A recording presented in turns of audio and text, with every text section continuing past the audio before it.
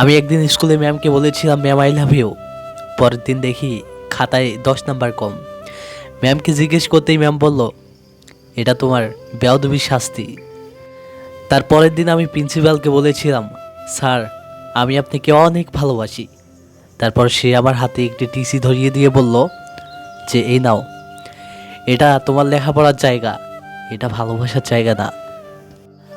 আমি সেই টিসিটা হাতে নিয়ে বাসার দিকে যাইতে রাস্তায় বাবার সাথে দেখা। বাবাকে বললাম, বাবা আমি তোমাকে অনেক ভালোবাসি। বাবা বলল যে এখন টাকা নেই, পরে দেখা করিস। তারপরে ভাইয়ের সাথে দেখা। ভাইকে বললাম, ভাইয়া আমি তোমাকে অনেক ভালোবাসি। ভাইয়া উত্তরে বলল যে নতুন শার্ট কেনার ধান্দা, তাই না?